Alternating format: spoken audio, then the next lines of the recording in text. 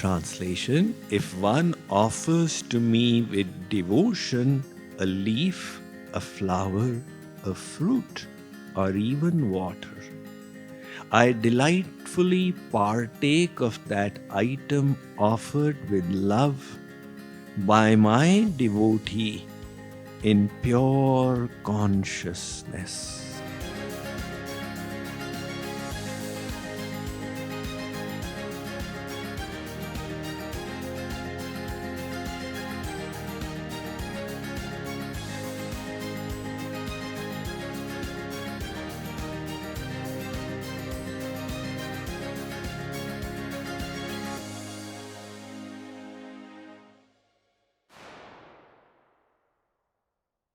Now, having said that engage in devotion to me, Arjun, Sri Krishna is explaining how easy devotion is.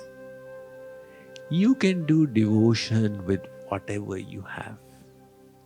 If you are poor, you have got no money, never mind. You take a flower and offer that. If it is no longer the spring season, there are no flowers available, take a fruit. God is willing to accept it. If the fruits are all consumed or fallen, take a leaf, offer the leaf. If there are no leaves, it's the fall season, take some water and offer it to him. Sri Krishna says, I shall accept it. Now, can you imagine somebody more compassionate than that? In the world, if there's a little compromise in the quality of your offering, you will get a punishment for it. Is this the kind of thing? Sri Krishna says, I don't care. All I care is for the love with which it is offered.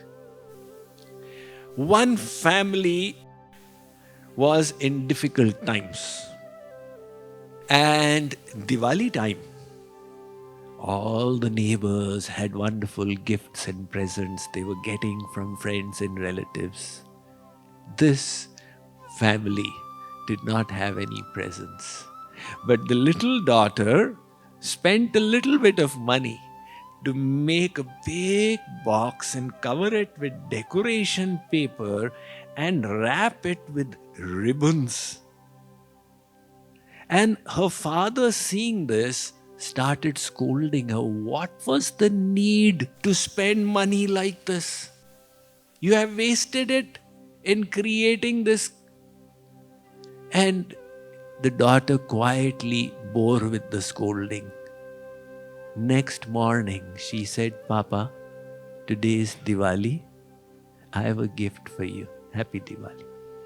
The father was moved to tears that she was making it for me. She was expressing her love, and look at the way I behaved with her. But then he opened the box and saw it was empty. Now he scolded his daughter again. What kind of behavior is this? You handed me an empty box. Is that the way to give gifts to people? And the daughter said, Papa, how can you be so mean? I filled it with loving kisses and then gave it to you. You're saying it has got nothing? The father now, his heart was rendered apart. My God, just look at her love. So the father doesn't care for the gift, he cares for the love.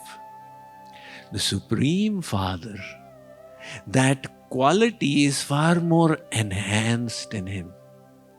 He says, I don't care for the gift of the lover. I care for the love of the giver. And this verse expresses it all. There's nothing further to say.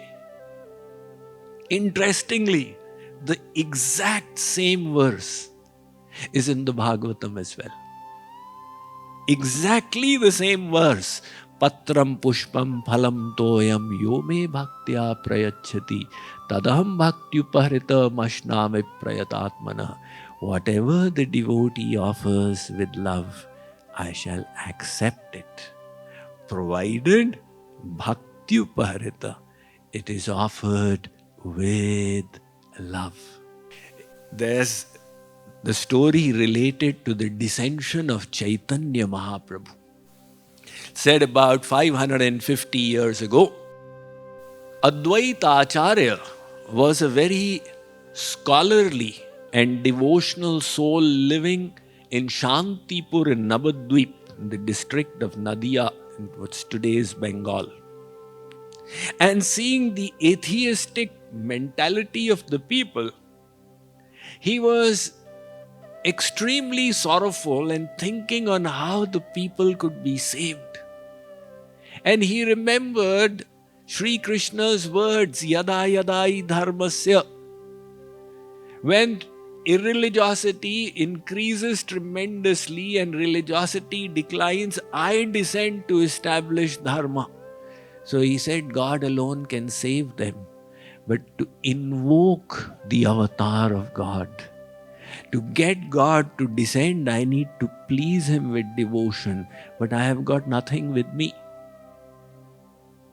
So the story goes that all that Advaita Acharya did was he remembered this verse, Patram Pushpam.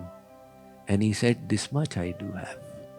He took some water and he took some Tulsi leaves and he cried out to God.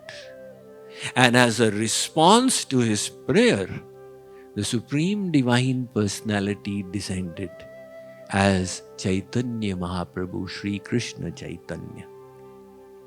So, the message is verified through logic, through scriptural testimony, and through practical demonstrations of God's pastimes. The love should be true. And true love means you exert yourself to the extent you can. Now you say, okay, I love God. You know what people do? If you want to find a counterfeit coins, earlier on the coins were most common in India. Then slowly because of inflation, the coins started phasing out. Let's say 50 years ago, it was mainly the coins. And there were counterfeit coins as well. And if you wanted to find counterfeit coins, the easiest place was go to the temple, you'll find it in the Aarti Thali of God. Because if people got a counterfeit coin and realized, my God, I made a mistake, I took this from the shopkeeper, what to do now? Give it to God, He will handle it. So all the counterfeit coins, they would all come in the Thali of God. So love means you actually exert yourself. Not that you give your best to yourself and the worst possible. I don't need this, let me offer it to God.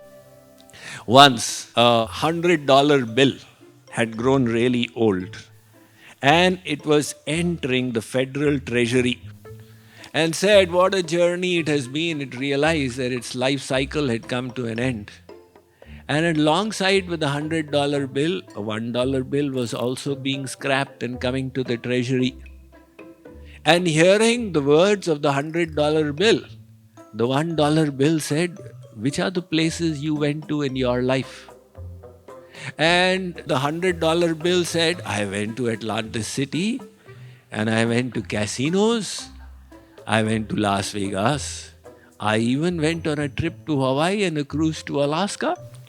The $1 bill said, I've never heard of these places. So the $100 bill said, where did you go? It said, I went to the Durga Mandir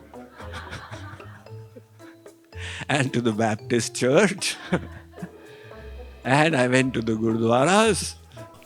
$100 bill said, which places are you talking about? I have never heard of these places. So that is not an expression of love. Love means you do your best. But if you don't have anything, you can still do your devotion. Nobody stops you. You do your devotion with your heart.